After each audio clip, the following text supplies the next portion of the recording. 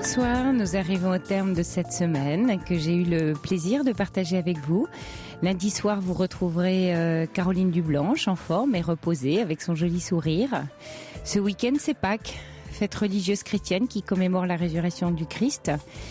Mais de nombreuses coutumes aussi s'y rattachent. Ainsi, la tradition d'offrir des œufs et des lapins au chocolat pour Pâques. L'œuf parce que c'est le symbole de la germination qui accompagne le retour du printemps. Et le lapin, lui, c'est le symbole païen qui a toujours représenté la fécondité. Et puis en Belgique et en France, peut-être vous le savez, mais la tradition veut que ce soit les cloches de Pâques qui apportent les œufs, les fameux œufs de Pâques, parce que depuis le jeudi saint, elles sont silencieuses en signe de deuil. Et alors on raconte qu'elles sont parties pour Rome et reviennent le jour de Pâques en ramenant des œufs qu'elles sèment à leur passage dans les jardins. Voilà, puis cette tradition d'offrir des œufs remonte à l'Antiquité en fait, parce qu'il paraît que les Égyptiens et les Romains offraient des œufs peints au printemps car ils étaient le symbole de la vie et de la renaissance.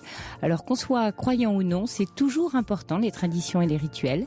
C'est ce qui soude les familles, mais aussi des communautés de personnes. Ça permet de célébrer l'importance et la joie du vivre ensemble. Je crois que c'est un bon remède contre l'individualisme galopant de notre société. Alors ici, la libre antenne d'Europe 1, elle est aussi un peu devenue un rituel pour bon nombre d'entre vous, fidèles auditeurs qui nous écoutez. Et puis elle nous rassemble souvent par l'émotion et par le cœur. Ce soir, Assibin et Justin prendront vos appels au 3921 avec, comme à l'accoutumée, une oreille toute attentive. Et c'est notre cher Fifi, Philippe Chartier, qui réalise avec talent cette émission.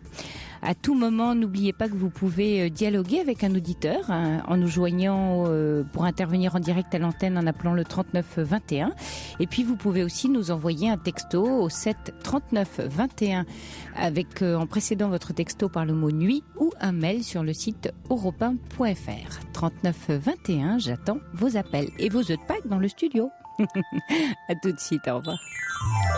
Europe 1, Sophie Peters.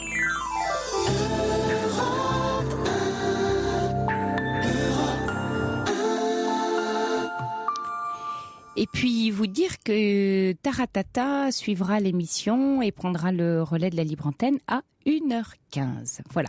Nous accueillons Benjamin tout de suite. Bonsoir Benjamin. Bonsoir Sophie. Je suis contente de vous avoir parce que j'ai déjà eu l'occasion de parler plusieurs fois à Caroline, mais jamais à vous, donc voilà. Bienvenue Benjamin. Merci. Donc en fait voilà, je vais essayer de faire court.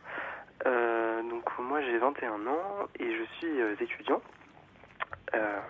Et en fait donc je vous appelle plutôt pour ma mère parce que si vous voulez, donc j'ai un frère qui est aussi étudiant et je me rends compte que depuis que on est parti de la maison en fait pour faire nos études, puisqu'on n'habite pas chez nous à la semaine quoi. Et ben ma mère se retrouve en fait assez seule parce que en fait mes parents sont séparés depuis très longtemps, donc elle n'est pas remariée, voilà, et je me rends compte de plus en plus que ça lui pèse, en fait voilà, elle se sent assez isolée et c'est compliqué parce que moi j'aimerais bien faire quelque chose ou essayer de l'aider, enfin je sais pas trop comment justement, c'est pour ça que j'appelle. Mais je sais pas. Elle est un peu agressive avec vous, Benjamin, quand vous revenez la voir de temps. Elle vous reproche, par exemple, de pas être là ou vous voyez. Ouais, agressive. Non, mais enfin, est-ce qu'elle vous fait des reproches en fait? Pas vraiment directement, mais bon, on sent que de temps en temps, elle laisse, elle glisse des petites remarques ou elle dit des choses. Oui, maintenant que vous êtes parti, moi je me retrouve toute seule, des choses comme ça. Vous voyez, bon. Elle est un peu dans la plainte, hein. Vous la sentez un peu dans la plainte.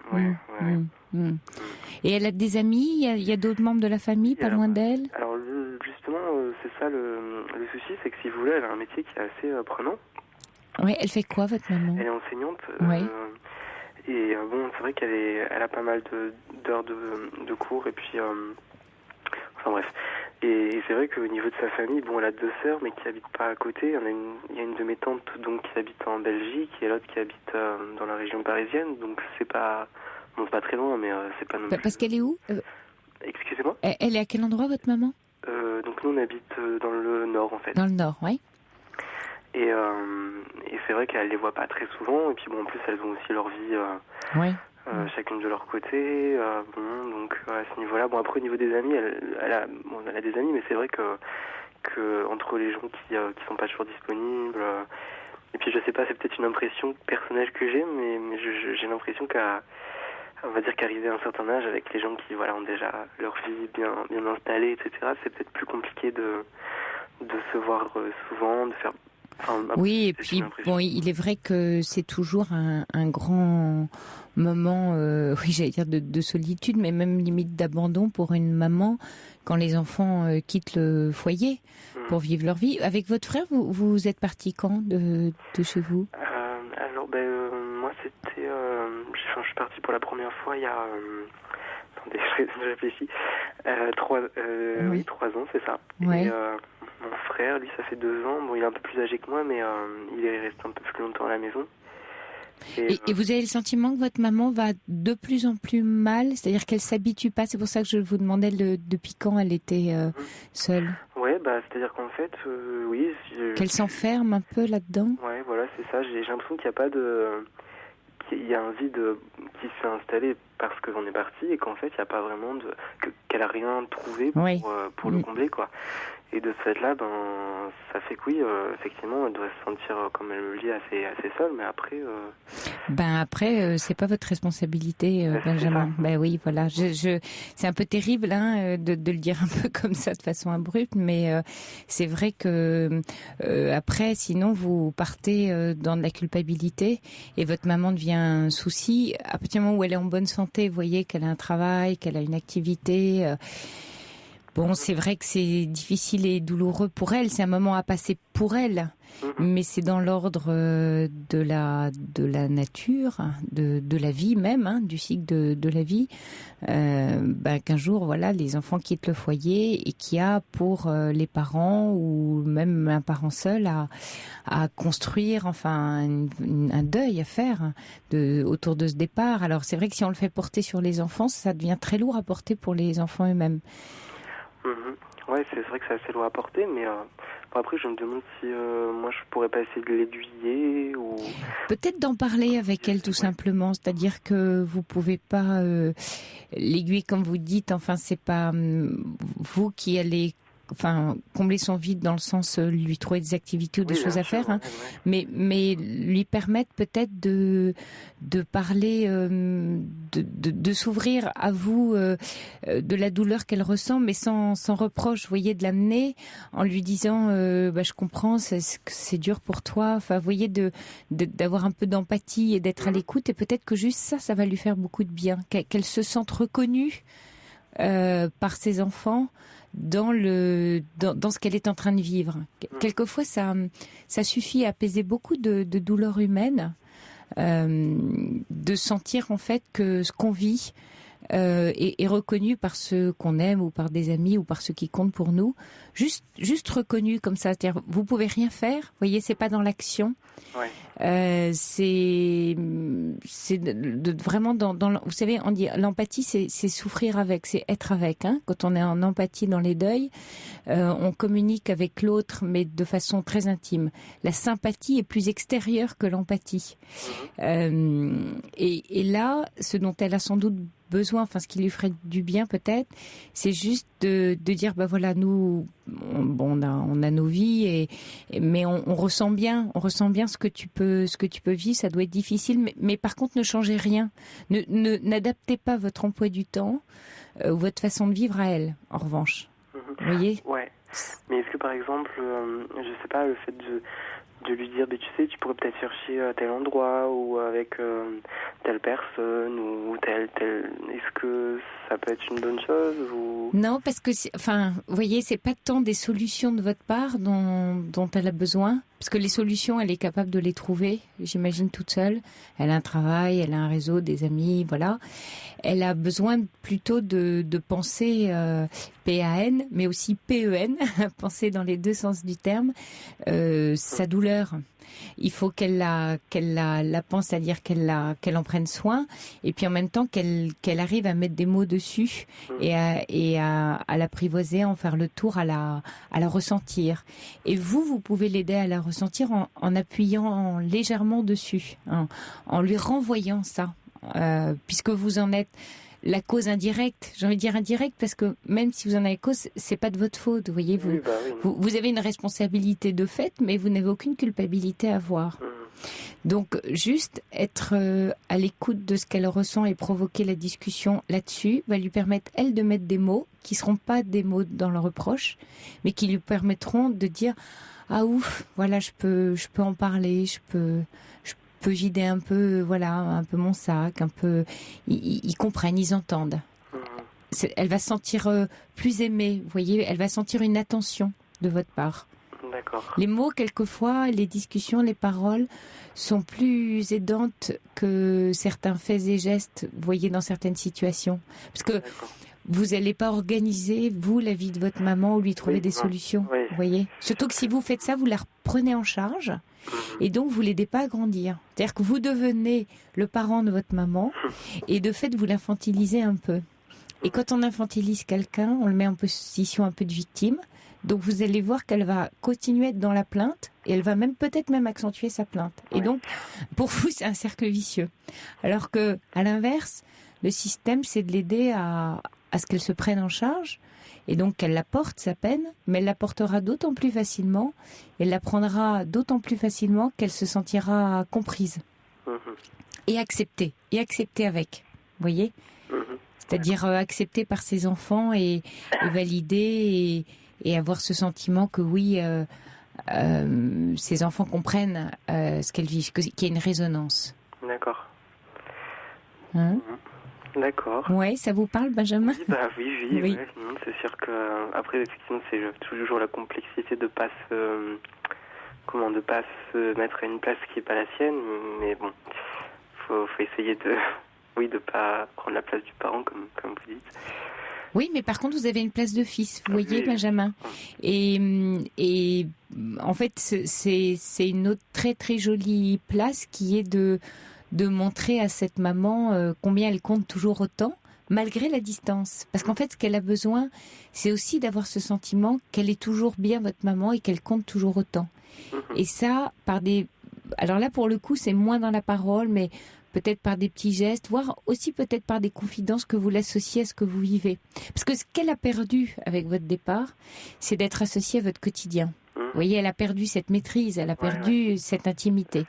Quand vous revenez prendre un repas ou partager quelque chose avec elle, si vous lui parlez de ce que vous vivez, de votre vie d'étudiant, de vos amis, de vos rencontres, d'une soirée que vous avez fait. Alors là, hop, elle reprend pied dans votre réalité, dans votre monde. Et là, elle se sent de nouveau incluse. Ouais.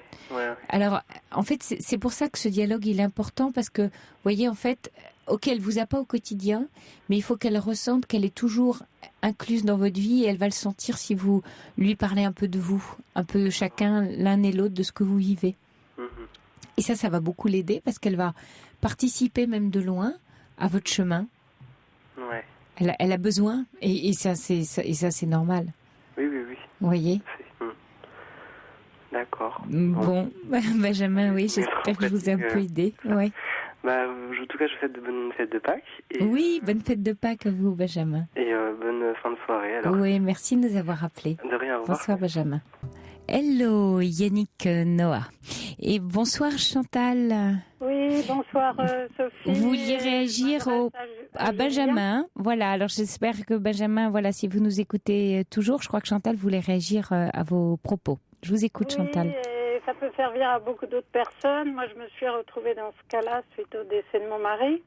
Donc, il y a une association qui est très vivante dans toute la France qui s'appelle On va sortir, abrégé OVS.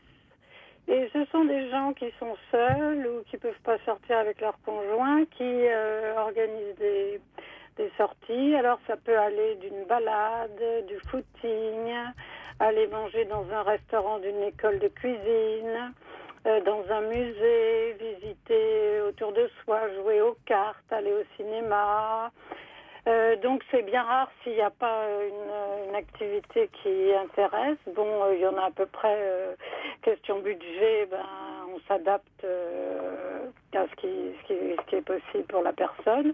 Et ça permet de connaître des gens qui sont dans le même cas que nous. Voilà. Oui, c'est vrai que c'est une bonne idée. Et oui, et comme vous dites, ça permet de rencontrer des gens qui sont dans le même cas. Hein, c'est ça qui est intéressant, c'est que ça permet d'échanger. Voilà, Oui. Et en plus, on choisit son domaine d'intérêt, quoi. Ah oui, et on choisit son domaine d'intérêt, d'accord. Oui, donc en plus, on rencontre non seulement des gens autour du même domaine d'intérêt, mais en plus, après, on peut aussi parler chacun de ce qu'on vit. Hein. Oui, voilà, et moi, après, comme je suis passionnée de musée, j'ai organisé quelques sorties et tout, et c'est très positif, quoi. Ouais. Donc on va redonner, Chantal, l'intitulé du site, c'est onvasortir.fr, hein, tout Oui, attaché en minuscule. Oui. OVS. Ah, c'est OVS.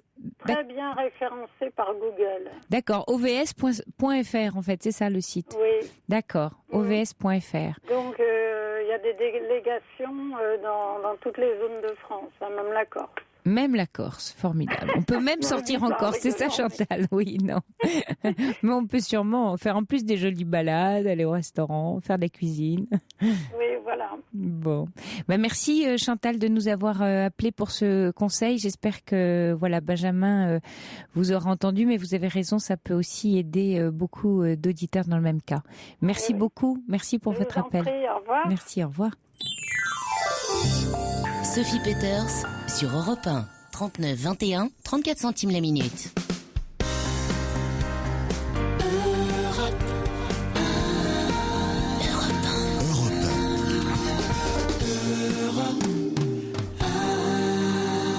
Bonsoir Younes. Bonsoir Sophie. Alors Younes, vous vouliez nous parler de votre famille. Oui. Pour Pâques, c'est un vrai sujet ça, au moment de Pâques, la famille. Oui. Alors malheureusement, en ce moment, c'est un peu difficile.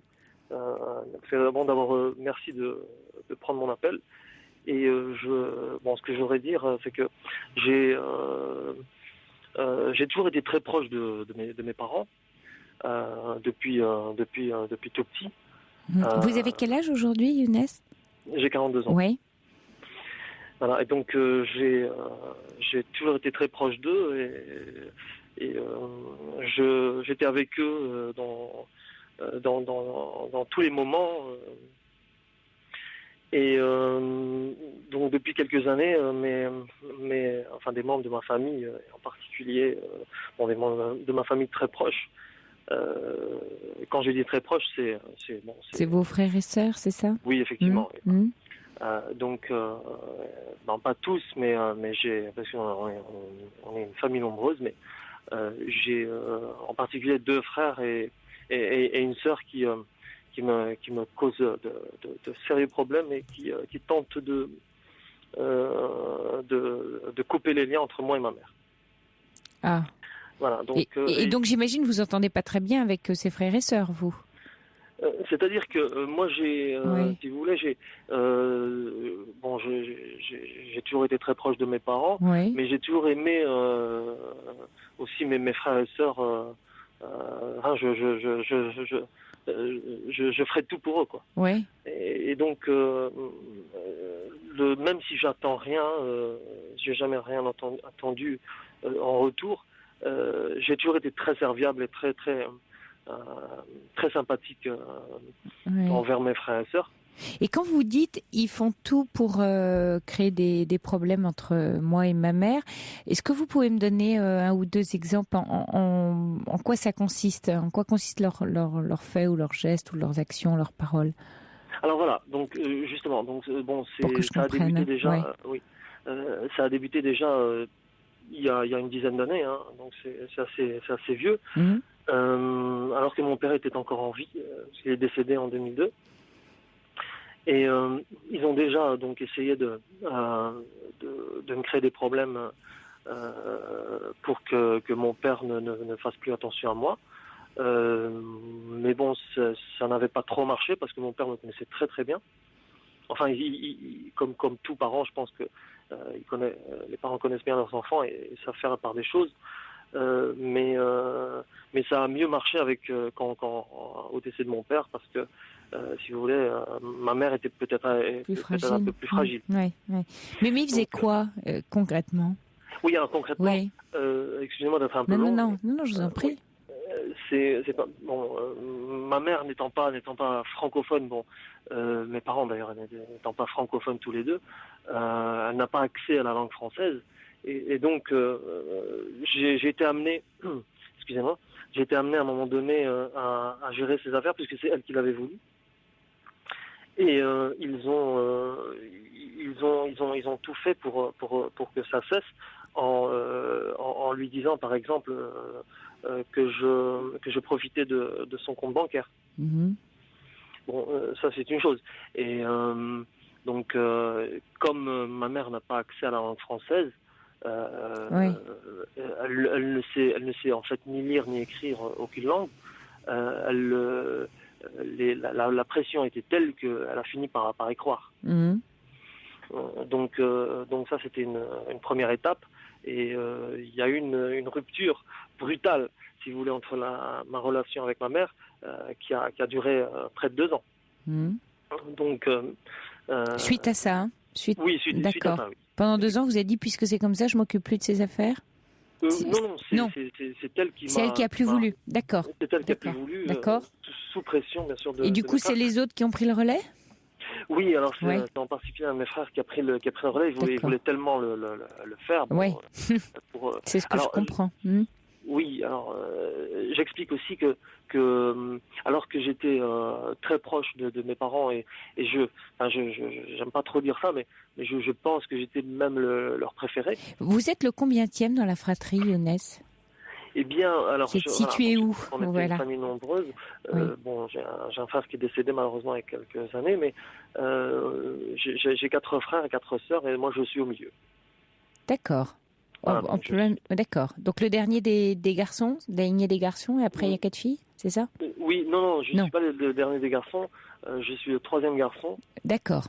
Mais le 5e. Mais le 5e enfant, d'accord. Le 5e enfant, voilà. Donc, sur les 8, hein, c'est ça? 9, pardon. Oui, 9. Ah oui. Voilà, d'accord. 9 enfants. D'accord. Et donc moi j'étais au milieu.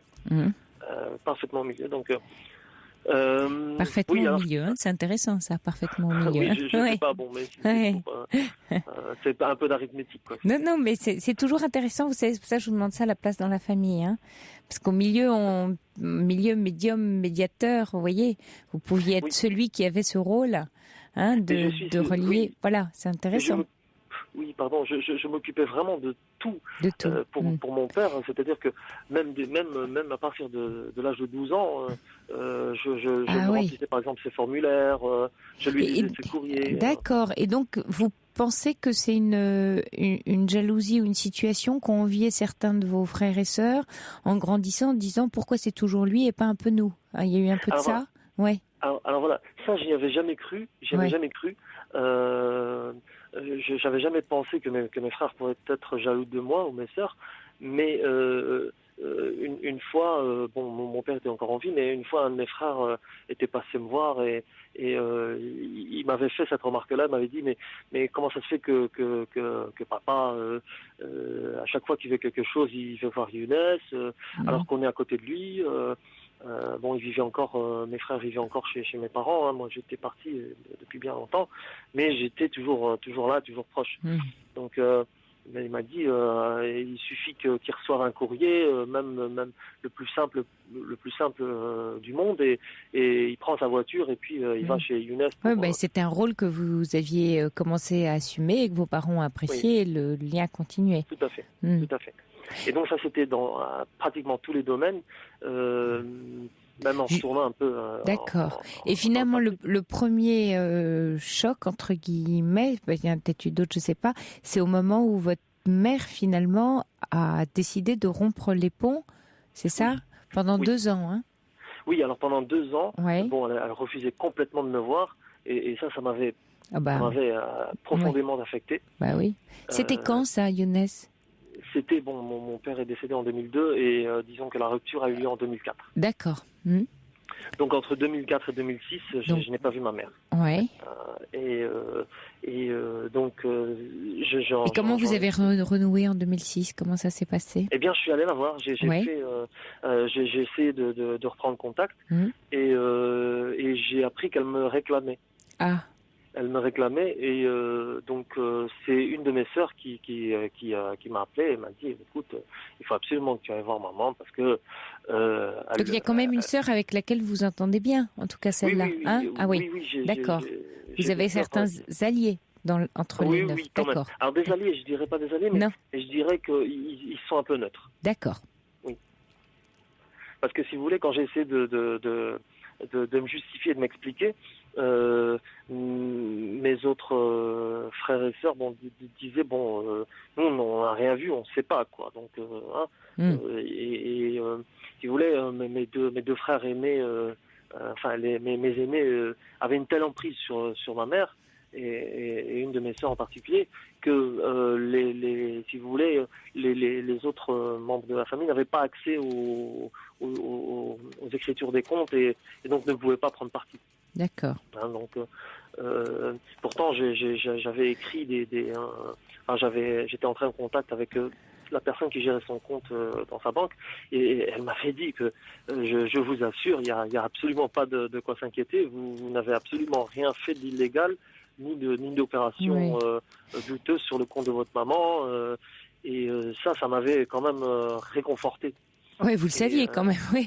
Enfin, mais je le savais, mais si vous voulez, à un moment donné... Oui, vous aviez besoin qu'on vous le dise. Eh bien, je vous assure que j'en suis arrivé à douter de moi. Oui. Parce que je comprenais pas que ma mère puisse rompre les liens comme ça avec moi alors que j'étais vraiment son préféré. Donc suite à et vous en êtes où aujourd'hui, Younes? Alors aujourd'hui ça recommence, donc c'est la même chose, c'est pour ça que je vous appelle. Oui. J'ai l'habitude de vous écouter quasiment tous les soirs. Oui. Et ça m'aide beaucoup dans ce que je vis avec ma mère. Et donc là, j'ai décidé de vous appeler parce que avant-hier, il s'est passé donc un événement que jamais je n'aurais imaginé qui se produise, puisque ils sont allés vraiment très très loin dans la dégradation des relations avec ma mère et puisque je m'entends aussi très bien avec mes beaux-parents, ils ont réussi à faire détester mes beaux-parents à ma mère. Donc et du coup j'ai un frère par exemple qui me disait quand on se parlait au téléphone, parce que j'aime pas couper vraiment les ponts et je les appelle quand même parfois pour prendre des nouvelles, et il m'a dit une fois toi tes parents sont au Maroc parce que mes beaux-parents sont au Maroc. Oui. Et là j'avais vraiment mal pris cette remarque, puisque mes parents comptent beaucoup pour moi, et le fait qu'ils me disent que mes parents sont des autres, fût-il mes beaux-parents, j'en étais vraiment malade. Et si vous voulez, là vous me parlez des parents de votre femme, c'est ça? De ma femme. Ah oui, c'est ça, d'accord. Oui, n'est-ce pas, je me perdais, d'accord. Avec lesquels je m'entends Et vous voulez dire qu'ils se sont permis, donc ce qui s'est passé il y a 2 jours, c'est que c'est par rapport donc à vos beaux-parents, c'est ça? Oui, un petit peu, entre autres, si vous voulez. Oui, mais par rapport à votre... Parce que qui agit? Parce que vous dites « il » de façon générale, mais est-ce que c'est l'aîné? Est-ce que ce sont les 2 aînés? Ce sont les 2 aînés. Ah, voilà. On y est là. Donc, vous voyez, il y a First Lisa qui vous dit peut-être que l'aîné, mais là en l'occurrence ils sont 2, donc les aînés ont pensé qu'ils avaient perdu leur place et que par principe, vous voyez, en vieillissant, puisque c'est une façon de dire t'es pas à ta place, c'est la nôtre. Hein. C'est comme une revanche. Hein. La place que t'as pris quand t'étais plus jeune, aujourd'hui elle est à nous. Il y a une revendication. Oui, mais ça je le sens bien. Oui. Et je leur dis, je leur ai dit, vous avez toute votre place auprès de ma mère. Oui. Mais elle a toujours, si vous voulez, même quand on a renoué les contacts, elle a toujours eu je sais pas, cette relation spéciale qu'elle a avec moi. Oui, peut-être qu'elle se sent bien avec vous. Non, puis vous disiez que plus jeune, vous aviez fait beaucoup de choses pour votre papa, beaucoup de choses. Bon, elle est à l'aise, elle sait que vous la prenez en charge, que vous faites plein de choses pour elle. Elle est habituée aussi. C'est une personne âgée, votre maman aujourd'hui. Elle a quel âge ? Bah oui. Donc elle est confortable avec vous. Après, vous savez, c'est même plus une histoire aussi de préférence parce que vous êtes plus enfant. Mais elle se sent bien. Elle sait qu'elle est protégée, voilà. Mais aujourd'hui, vous avez des bonnes relations avec elle ou ? Non, justement, pas du tout. Pas du tout. Donc c'est une histoire assez compliquée et même peut-être même très longue. Mais j'essaie d'être plus. Oui, c'est parce que j'essaye de comprendre. Oui, parce que si vous voulez, mon épouse aussi s'entendait très très bien avec ma mère et elle était vraiment dévouée et elle l'aidait absolument dans tout. Et là, vous voyez plus ? Non, on se voit plus depuis septembre de l'année dernière. Oui, là, septembre 2010, d'accord. Oui, effectivement, depuis septembre 2010. Donc, elle est violemment partie de chez moi. Enfin, ma mère est violemment partie de chez moi parce que elle restait chez moi. Elle est quand même restée chez moi. Elle habitait chez vous ? Oui, elle a réhabité. Excusez-moi de m'exprimer ainsi, mais elle est revenue vivre chez moi après avoir vécu une expérience, une mauvaise expérience chez mon frère aîné. Elle s'était rendue compte qu'il s'occupait pas vraiment d'elle comme. Donc elle était revenue chez vous. Et pourquoi elle est repartie ? Mais elle est repartie parce que ils ont, si vous voulez, ils ont utilisé exactement les mêmes arguments. Donc toujours cette histoire de profit au niveau de son compte bancaire. Et le paradoxe dans tout ça, c'est que j'ai une situation très confortable et je n'ai absolument pas besoin de l'argent de ma mère, surtout qu'elle bénéficie simplement d'une pension. Mais il y a un truc, c'est que oui, rappelez-moi quel âge a votre maman ? Alors elle a 72 ans. Et elle a toute sa tête ?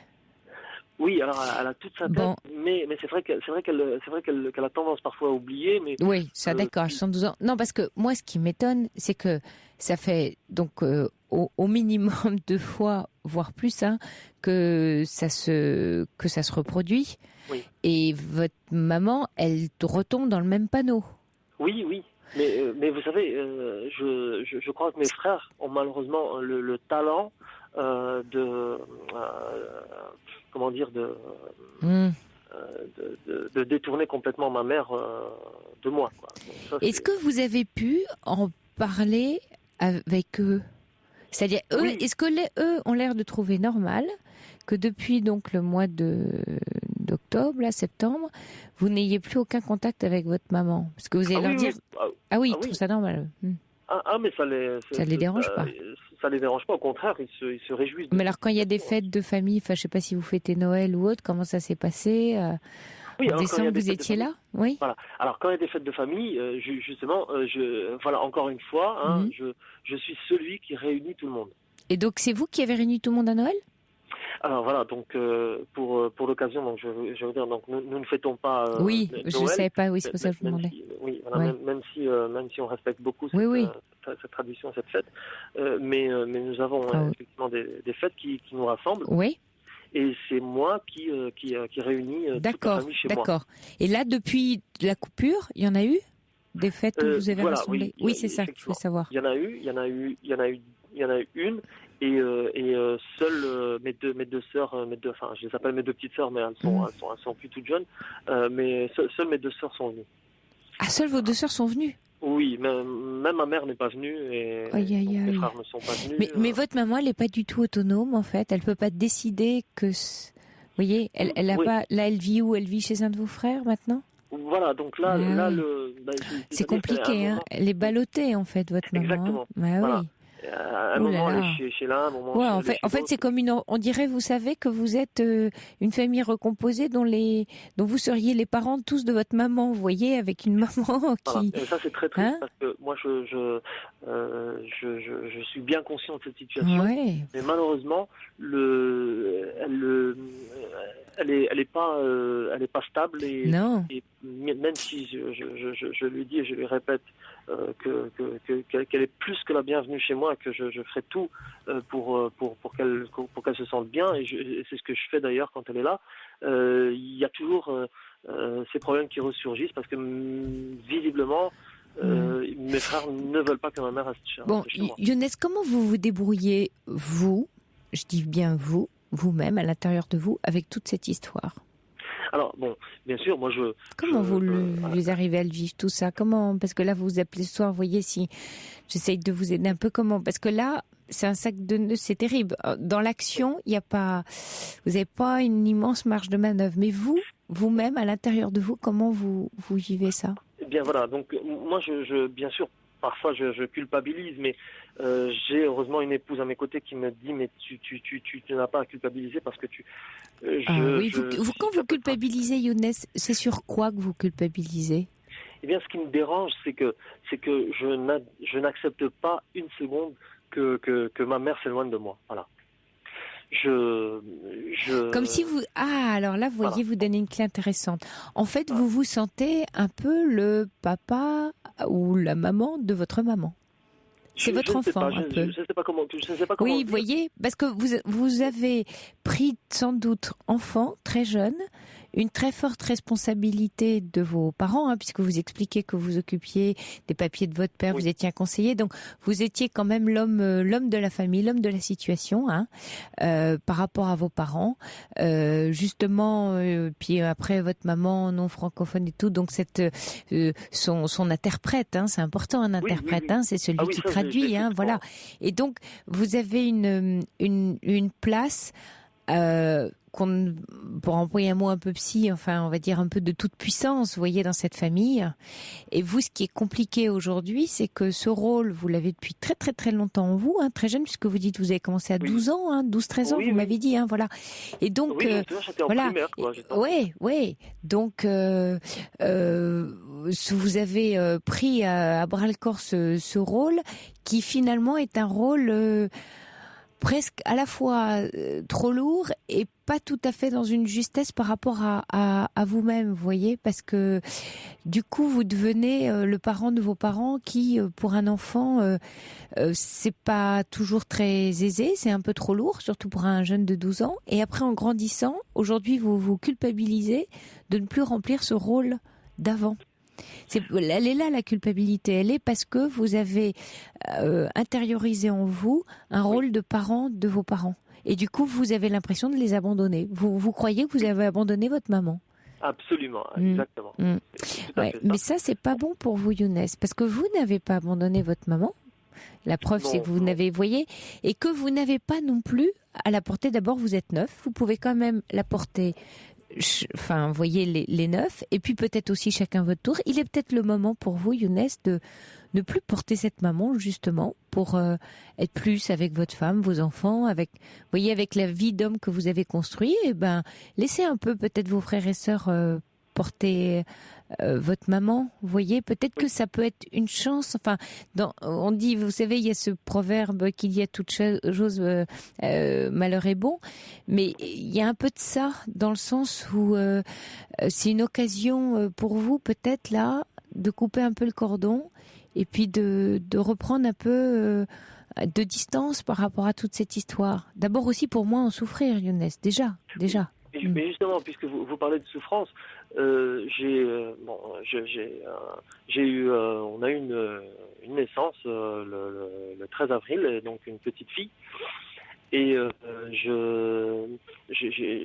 j'attendais ce moment pour renouer justement avec ma mère. Oui. Ou pour qu'elle renoue plutôt avec moi. Oui. Et malheureusement, donc elle n'a pas voulu venir voir la petite. Aïe. Ça c'est douloureux. C'est très douloureux. Et justement, donc j'ai essayé de reprendre quand même le contact avec elle en téléphonant à ma sœur, qui a réussi quand même à lui faire admettre que je voulais venir la voir, et donc elle a accepté que j'aille la voir. Donc je suis allé la voir, et là c'est là que ça s'est mal passé. Donc c'était avant-hier, et elle m'a dit quelque chose qui m'a profondément blessé. Oui. Qu'est-ce qu'elle vous a dit, Younes? Eh bien, elle m'a dit, puisque mes beaux-parents sont, à l'occasion de cette naissance, sont venus nous rendre visite en France. Et donc là, elle m'a dit, non, je n'irai pas puisque tu as tes parents chez toi. Et c'est-à-dire vos beaux-parents, hein, c'est ça? En parlant de mes beaux-parents. Ah, ça y est, j'ai compris. D'accord. Tu as ta mère et ton père chez toi et je n'ai pas besoin de venir. Et là, c'était la première fois de ma vie que j'ai violemment répondu à ma mère en disant, en lui disant de respecter la mémoire de mon père, parce que mon père était lui décédé et que je n'acceptais pas que je l'ai vraiment mal pris parce que mon père représentait beaucoup pour moi. Je pense à lui tous les jours. Et vous lui avez répondu quoi à votre maman? Je lui ai simplement dit qu'elle n'avait pas à me... j'ai pris ça pour une insulte, carrément, et donc je lui ai dit, là, je te dis stop, et je n'accepte pas que tu puisses insulter mon père comme ça. Mais elle parlait de vos beaux-parents. Pourquoi elle insultait votre père? Et pourquoi elle insultait votre père? Parce que en me disant, le fait de me dire que ton père est chez toi, c'est-à-dire en parlant de mon beau-père, je l'ai pas accepté. Voilà, j'ai compris. C'est-à-dire qu'elle disait finalement tes vrais parents, c'est tes beaux-parents, c'est pas nous. Ça y est, j'ai pigé. Alors, d'accord. Et puis là, c'est une chose absolument, je veux pas dire extraordinaire, mais une coïncidence absolument étonnante qui s'est passée la même soirée, puisque cette histoire-là s'est passée chez ma sœur, et donc j'ai élevé la voix sur ma mère et j'étais très en colère et je lui ai fait savoir. Je lui ai rien dit de grave, mais simplement, je lui ai simplement dit je ne te permets pas d'insulter ainsi mon père qui est décédé et mon beau-père n'est pas mon père. Mais Younes, on dirait que votre maman, voyez, là vous fait une scène de jalousie comme une petite fille. Encore une fois, elle est très infantilisée par vous, vos aînés. Vous voyez, c'est une femme, voilà, c'est une gaminerie, vous voyez, quasiment de sa part. Mais si vous voulez, c'est un peu orchestré, si vous voulez, par surtout mon frère aîné. Je crois vraiment, Younes, qu'il faut que vous preniez un peu de distance par rapport à votre famille, là, vous voyez, parce que vous rongez le sang. Hein, on sent que vous rongez le sang avec toute cette histoire. Là, je reçois un SMS qui vous dit couchez donc votre compréhension des choses par écrit que vous destinerez à votre frère. À vos frères, pour leur dire toute votre amertume. C'est vrai que ça peut être, je trouve effectivement une bonne solution, de coucher un peu tout ça par écrit et de l'envoyer à vos deux frères. Aussi peut-être de vous prendre de la distance par rapport au rôle que vous avez toujours joué, parce que la vie avance. Voilà, vous avez 42 ans. Certes, vous avez joué un rôle important à l'âge de 12 ans et puis dans les années suivantes, votre père, mais voilà, il faut peut-être avancer, il faut admettre que les relations changent, que la relation quelquefois avec ses propres parents évolue, que l'enfant ou l'adolescent ou l'adulte même qu'on est ou qu'on a été avec son parent n'est plus tout à fait le même pour plein de raisons différentes que nous apporte la vie, et là il y en a beaucoup. Vous là, Younes, il faut vraiment que vous preniez un peu soin de vous et que vous arriviez à prendre un peu de distance, à lâcher un peu là il faut lâcher, vraiment lâcher. Alors, parce que je voulais, excusez-moi, je voulais justement dire que bien, je sais pas pourquoi, mais depuis que j'ai dit ça à ma mère, je me sens, c'est peut-être paradoxal, mais je me sens beaucoup mieux, et d'autant plus que... quelle bonne nouvelle.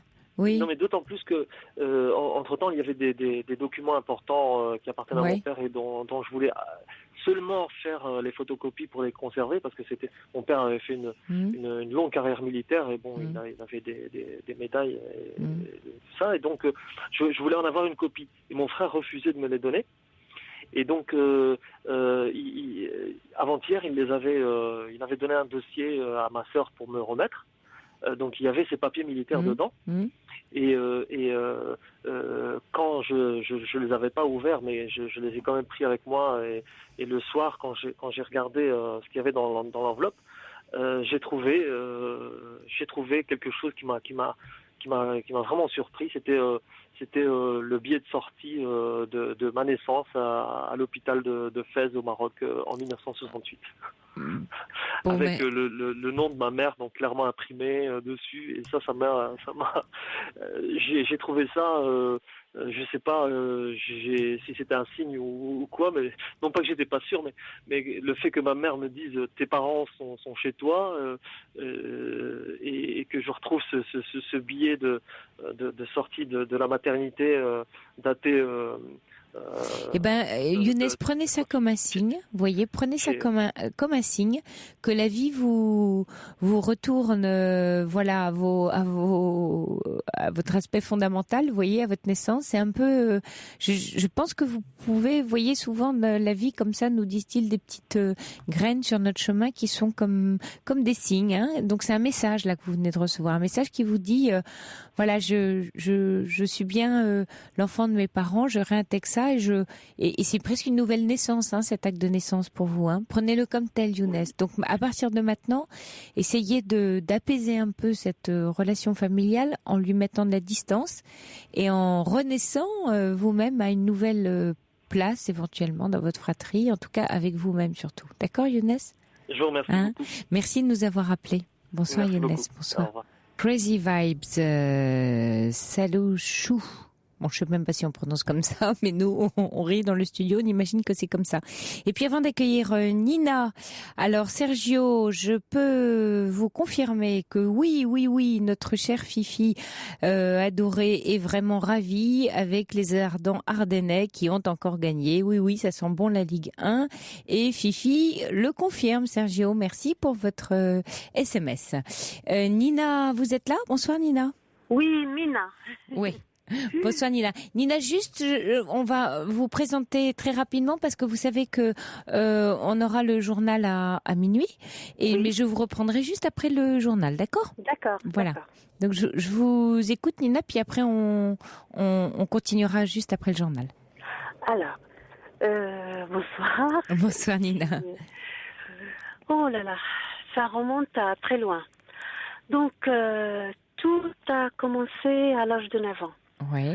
Au Maroc.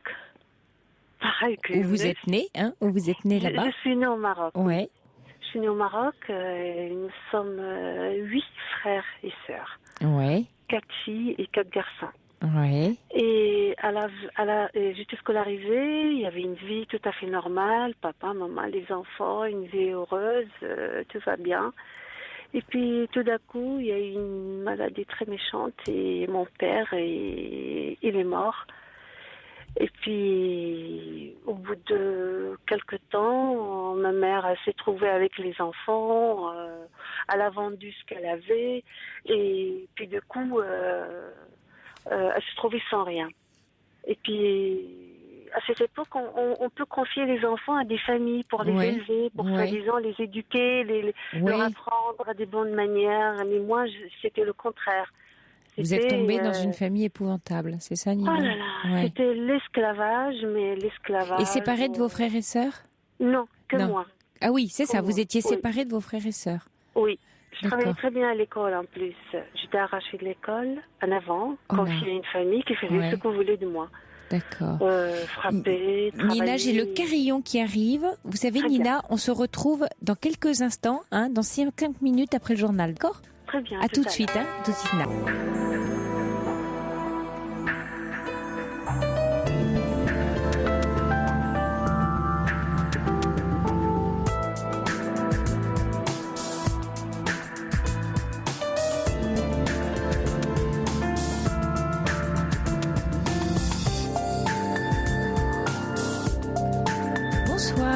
Voilà, il est minuit 11, vous écoutez Europe 1, nous sommes ensemble encore pendant 1h15, jusqu'à 1h15 en fait, pas tout à fait pour 1 heure encore, parce que nous aurons Taratata après l'émission.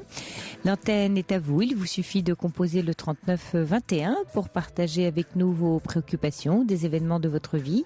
Vous pouvez aussi échanger avec nous et avec les auditeurs par SMS au 7 39 21, en commençant par le mot nuit, ou nous adresser un mail sur le site d'Europe 1. J'en profite pour remercier chaleureusement Gabriel, First Lisa, Olivier le patrouilleur, Sergio, Michel, Caroline de Lille et Martine pour leurs très gentils messages texto et puis également mail sur le site d'Europe 1, voilà, qui me sont destinés. Et puis aussi, il est minuit 12 et c'est pour, on souhaite une très bonne fête à Sa Majesté le King, c'est-à-dire Georges, un fidèle d'entre les fidèles de Caroline. Alors Georges, si vous nous écoutez, David vous souhaite bonne fête à votre majesté.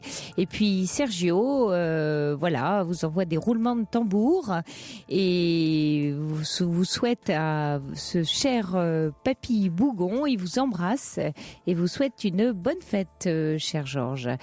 Et moi, j'attends vos appels au 39 21, donc jusqu'à 1h15, et la nuit se poursuit avec au standard Assiba et Justin et Fifi à la réalisation. À tout de suite.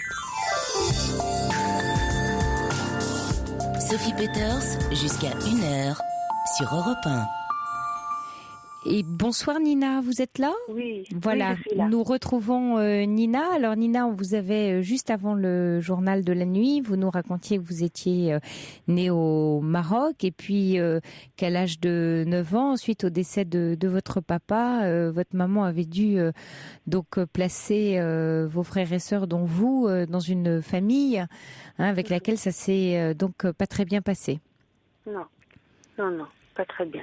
Pas très bien, c'est le moins qu'on puisse dire. Ouais. C'est incroyable, mais c'est la vérité.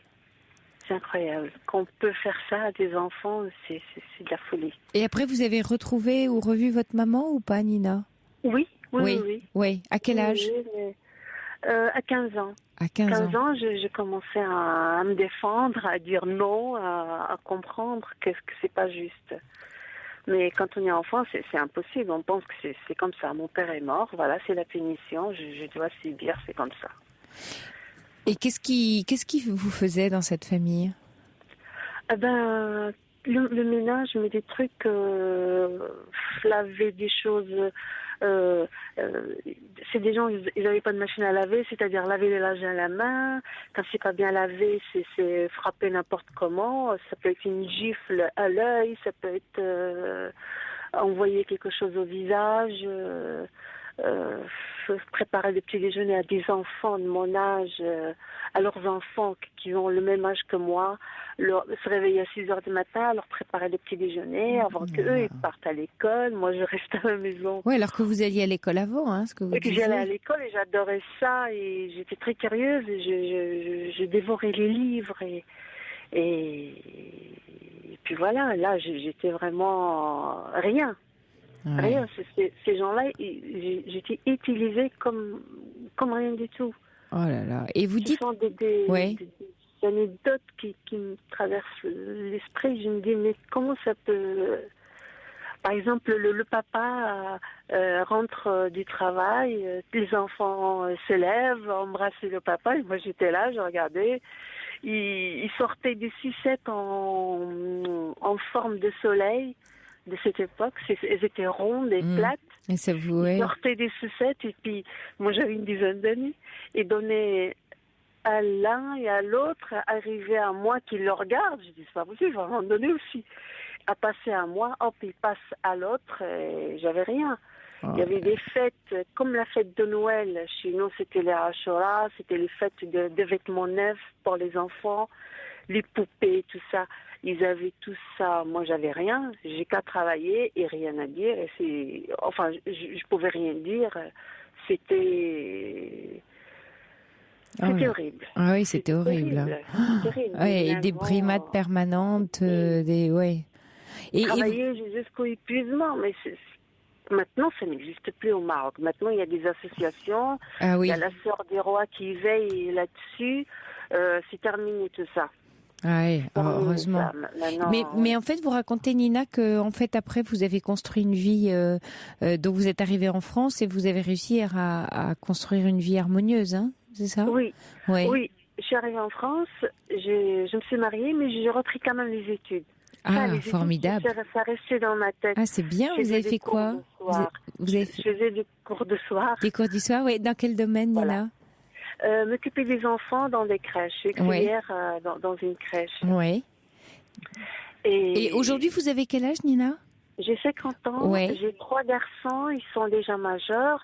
Et je viens d'adopter une petite fille Ah au oui? Maroc. Ah, c'est formidable. Ah, c'est joli. Elle a quel âge? Ah, elle a 3 ans, c'est rayon de soleil. Ouais. merveilleux. Et j'imagine que vous allez avec elle réparer beaucoup de choses de votre enfance, non? Vous pensez pas, Je Nina? pense, Ouais. je pense. Ouais. Ouais. Oui, je pense. Ouais. C'est vous qui vous vouliez une petite fille marocaine. Oui, comme Ouais. j'ai 3 garçons. Ouais. Comme Ouais. je suis encore jeune, j'ai encore le temps et j'ai beaucoup de choses à donner aussi. Et j'ai pensé depuis très longtemps et là, ça a marché et je l'ai adopté. Voilà, ça Ah, fait c'est 5 mois. Bon. Et alors, et donc ça se passe bien avec elle? Ça se passe très très bien. Ouais. Mais en fait, si je comprends bien, c'est votre passé là qui revient, votre enfance qui Alors, remonte c'est là. le passé qui monte, c'est Ah oui. incroyable, ça me hante les nuits, ça me hante. Je pense à ça tout le temps. Et depuis combien de temps, Nina, ça c'est revenu? Depuis à peu près 8 mois que c'est revenu. Avant, Ah j'avais oui. complètement tourné la page. C'était terminé, j'ai pensé même plus. C'était aller en avant, ma vie, mes enfants, ça... Et là, ça commence à sortir. Là, ça sort. Et en plus, il y avait des choses que j'avais complètement oubliées. Et là, ça sort. C'était Ah oui. c'était des choses où les adultes me faisaient quand j'étais petite. Et j'arrive même pas à l'exprimer. J'arrive pas à dire ce qu'ils me faisaient. Parce que j'étais considérée comme... Même pas un animal, parce Bah oui. qu'aujourd'hui, moi j'ai un chien, mais je l'aime, mon chien, je le soigne. Ouais, c'est Mais épouvantable. Hein. Mm. cette petite fille, elle était ni soignée, ni regardée, Ouais. c'était incroyable. Ouais. Elle n'était pas regardée, elle n'était pas considérée. On me posait jamais de questions, c'était travail, travail, travail, travail. Et quand je finis de travailler, j'étais chez la fille. Hop, elle me prend en voiture, elle m'amène chez la maman. J'arrive, moi, une petite mouche ou une petite Ah oui, abeille m'amène ouais. dans une maison où il y a un travail monstre. Allez, vas-y, commence. Mm. Dites-moi, Et Nina, c'était pire que Cendrillon, hein? Ce que vous C'était pire. Pire que Maintenant, Cendrillon. Ouais. Quand je ouais. vois des choses, je dis mais c'est rien. Ouais. Tout ce qu'on peut me raconter, j'ai dit c'est rien. Si moi je Ouais. vous raconte, vous allez pas comprendre. Et Nina, vous en avez en fait jamais parlé jusqu'à présent, c'est ça? Exactement. Ah J'ai oui. jamais, même pas mes Ouais. enfants. J'ai jamais parlé. Et vous disiez que vous avez adopté quand votre petite fille? Parce que je voudrais voir. Je l'ai adoptée il y a 1 an et demi. Ah oui, et ça fait 8 mois, vous voyez que votre Voilà. enfance remonte. Ouais. Ouais. C'est très certainement lié, Nina, vous savez. Parce que Ouais. les enfants, on se projette. Vous voyez, soit nos propres enfants ou voilà un enfant qui arrive dans une famille, là, une petite fille adoptée. Cette petite fille, c'est un peu vous dans le sens où elle réveille la petite fille en vous. Vous voyez, elle la reconvoque. Plus que vos garçons. C'est-à-dire que tout d'un coup, avec sa présence, cette petite fille, elle vous renvoie à votre passé de petite fille qui s'impose là et qui a besoin d'être réparée, qui a besoin de se dire, d'être réparée, d'exister. C'est sans doute pour ça que vous êtes hantée depuis 8 mois. Vous voyez ? Oui. C'est sûrement lié. Ce serait peut-être bien que vous puissiez, voir quelqu'un, enfin un thérapeute ou quelqu'un avec qui vous êtes bien pour en parler, parce que ça vous aiderait à créer un autre lien avec votre petite fille. Ouais.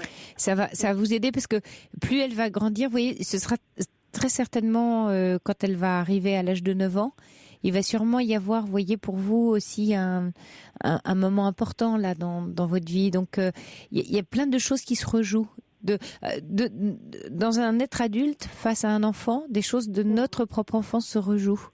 Oui, c'est vrai. Et c'est sûrement ce qui est en train de vous arriver.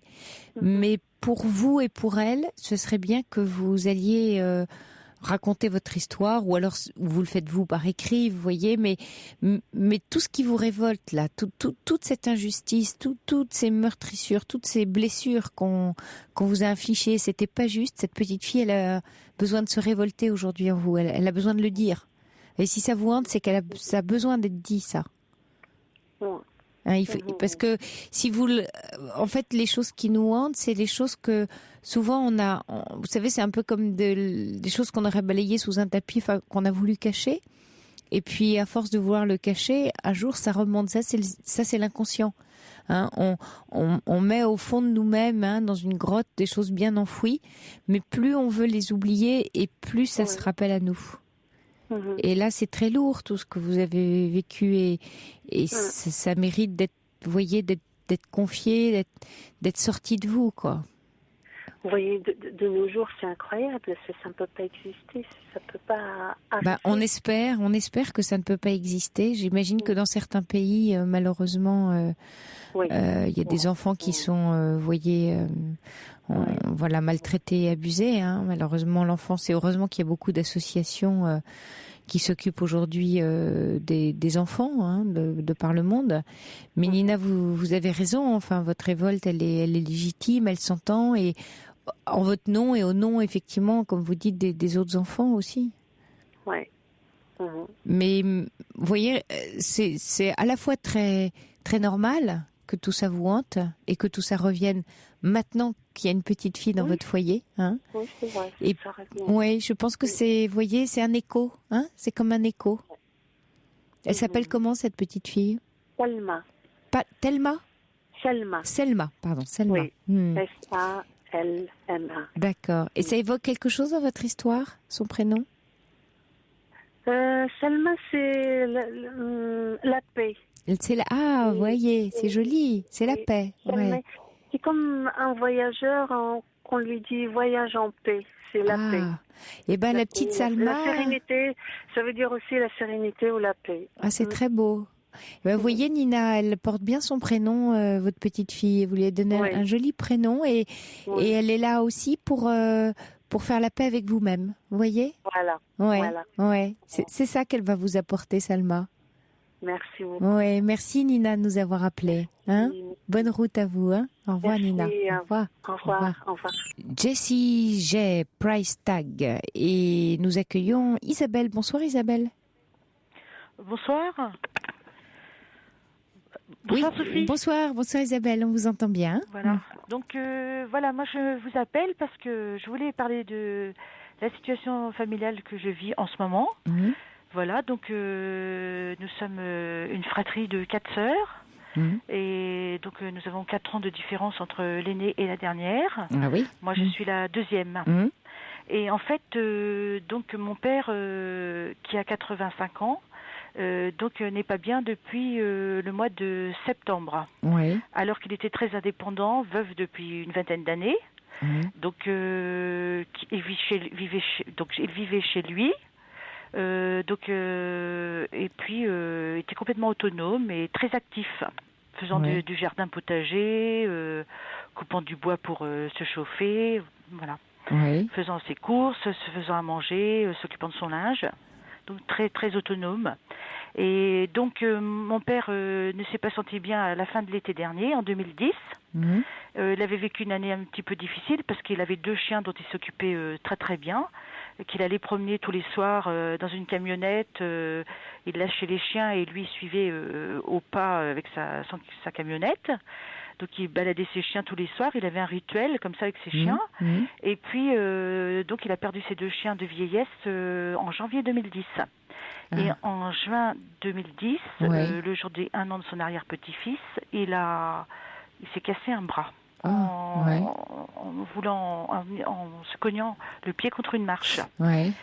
Et puis donc ça l'a beaucoup affecté. Donc la mort de ses chiens, il n'en a pas du tout parlé. Mais je pense que ça l'a beaucoup affecté. puisqu'ils avaient 11 ans, donc voilà. Ouais. Et puis il y avait le rituel, tout ça. Voilà. Ouais. Et puis, donc après, quand il s'est cassé le bras, c'est pareil, c'était le bras gauche, il est droitier, mais c'est pareil, je pense ça l'a stoppé dans ses activités. Ouais. Et puis, c'était l'été, on n'est pas venu très très souvent, enfin moi je suis pas venue très très souvent chez lui. Je suis quand même passée, j'ai fait quelques petits travaux de bricolage avec une de mes sœurs. Et puis, en septembre, il était très affaibli. Et donc, il a été hospitalisé 3 semaines. Voilà. Et mon père avait eu donc un cancer de la prostate qui avait été opéré il y a une vingtaine d'années. Mmh. Et donc, il était surveillé. Et puis, là, il s'est fait hospitaliser et on lui a dit que c'était peut-être des métastases osseuses. Enfin, il a eu une scintigraphie osseuse. Ils ont trouvé des petits points de fixation. Bon, voilà. Et puis, ils ont aussi diagnostiqué une maladie de Parkinson. Bref, enfin, il a été soigné donc avec la L-Dopa pour son Parkinson. Et puis, il a eu une chimiothérapie pour ses métastases osseuses. Ce qui fait que ça lui a déclenché énormément de douleurs, puisqu'il y avait beaucoup d'effets secondaires. Et puis aussi, il a eu des antalgiques qui étaient contre-indiqués pour une personne de plus de 75 ans. Et donc, il a commencé à devenir confus, avoir des petits épisodes de confusion. Ouais. Et au bout de 3 semaines, on l'a fait ressortir de l'hôpital et rapatrier à la maison, puisqu'il avait refait une chute à l'hôpital. Et c'est à nouveau fracturé le poignet de la main du bras gauche. Ouais. Donc, il est revenu à la maison. Et puis, au début, toutes les 4, on était là, présentes. Les choses n'étaient pas très bien définies. Personne n'avait voulu se réunir toutes les 4. On avait toujours une qui ne voulait pas venir. Au début, enfin, 3 étaient d'accord. La 4e n'était pas d'accord pour se réunir. Elle voulait se faire représenter. Sans donner exactement des... Parce que vous entendiez bien avant ou enfin les relations ont changé depuis les ennuis de votre papa? Oui. Beaucoup. C'est-à-dire qu'en fait, c'est devenu... je pense que ni les unes ni les autres ne nous entendons maintenant. Ah oui, alors qu'avant, en fait, quand votre papa allait bien, ça se passait plutôt bien, vos relations entre vous? Disons que c'était pas comme maintenant, quoi. C'est-à-dire... ça roulait tout seul, finalement, un peu comme votre papa. Oui, voilà. Là, moi, je me suis vu dire à 2 de mes sœurs que le jour où mon père serait décédé, je crois que je les fréquenterais plus, par exemple. Ah oui. Voilà. En fait... C'est une histoire compliquée parce que, en fait, ma sœur aînée est la fille biologique de mon père, mais comme ma mère est en instance de divorce, elle ne porte pas le nom de mon père. Voilà. Et donc, elle a un nom différent de nous 3. Ouais. Et c'est compliqué parce que, en fait... mais pourquoi du fait du divorce, elle a un nom différent?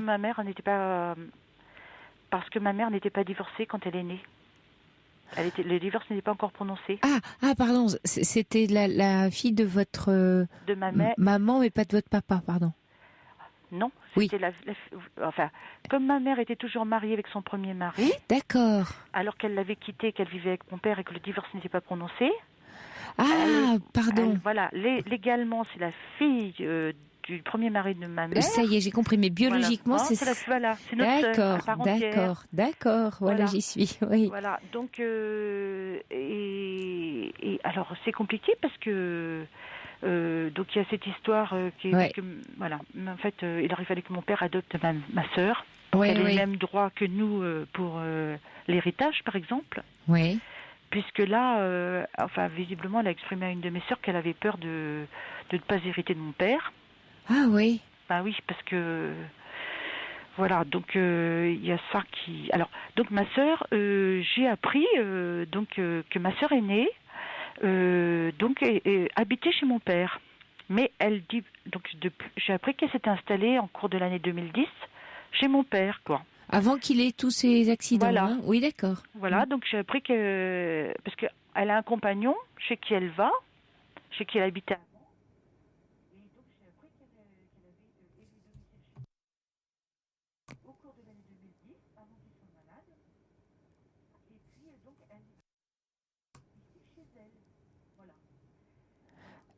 Oui.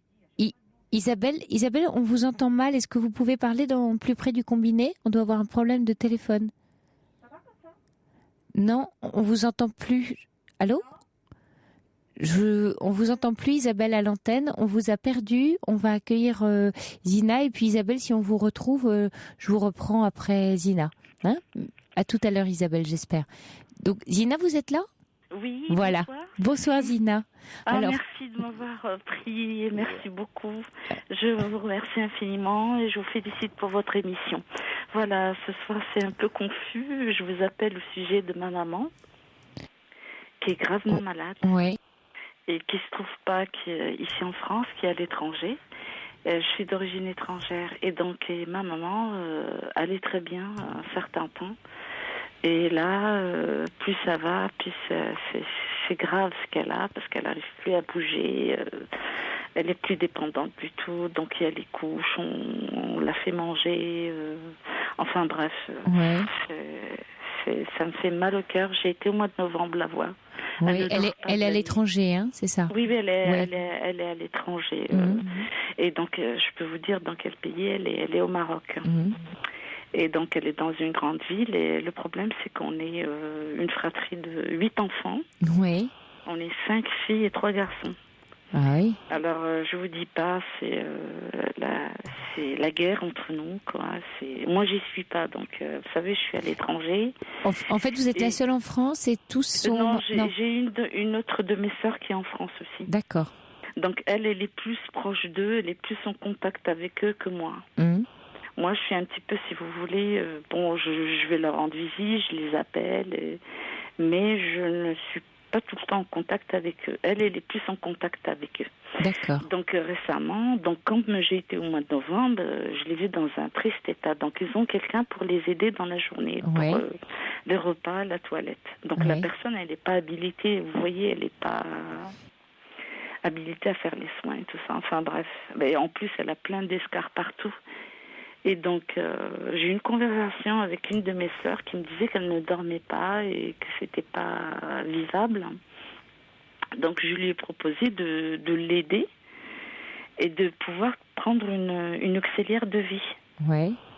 Et le problème, c'est que moi, j'ai envoyé de l'argent, mais l'auxiliaire de vie n'y est pas. N'y est pas, bon. Voilà. C'est ça le problème. Oui, c'est ça le problème. Moi, voilà, Sophie. Et ça, c'était il y a combien de temps? Ah ben, ça fait 2 mois. Ça fait 2 mois. Et est-ce que vous croyez que c'est le temps qu'ils s'organisent pour la trouver, ou ils veulent pas, vous sentez, ou ils vous ont dit qu'ils voulaient pas la trouver, qu'ils voulaient pas qu'elle ait une auxiliaire de vie? Non, ils m'ont pas dit. Vous savez, mes sœurs, c'est des filles qui sont assez indépendantes. C'est des filles qui sont pas mariées, elles ont un certain âge, dont une qui a 58 ans et l'autre a 47 ans, je crois 49 ans, qui ont des caractères assez forts. Donc elles se sont disputées d'ailleurs avec 2 de mes frères. Donc le 3e, ça va parce que lui, il les aide beaucoup financièrement. Il est là, c'est parce qu'on sait très bien qu'il est là pour l'argent. Le reste, c'est, vous savez, ça... Et moi, je vous ai appelé, c'est juste pour avoir un conseil, parce que je veux rentrer et leur dire, attendez, ne laissez pas maman dans cet état-là, c'est pas possible. Vous leur avez dit ça? Enfin, vous avez pu en parler? Non, je ne l'ai pas dit. Non, je ne l'ai pas dit. Parce qu'en plus, ma mère, elle touche une pension. Ouais. C'est une de mes sœurs qui s'occupe de sa pension. Ouais. Et je ne sais même pas à quel montant elle remonte sa pension. Je n'ai jamais demandé. Parce que mon père est décédé, ça fait 30 ans. Oui. Donc, vous voyez, vous savez, nous, on est très gentils, on a été bien éduqués, on parle pas question d'argent, mais il y a eu tellement de problèmes. Oui, mais ça, être bien éduqué, mais pas question. C'est toujours, vous savez, les questions d'argent dans les familles. Il n'y a rien qui divise plus que les questions d'argent dans les familles. Ah, quelle horreur. Oui, surtout quand c'est pas dit, quand c'est pas mis au grand jour. Plus c'est transparent, moins on se dispute. Parce que vous savez, c'est très tabou là-bas. Oui, je comprends. Mais surtout, là, votre maman, en fait, aujourd'hui, elle vit avec ou chez l'une de vos sœurs, ou elle est seule à la maison? Non, maman vit dans sa maison. C'est une vieille maison. D'accord. Elle est juste locataire, elle n'est pas propriétaire.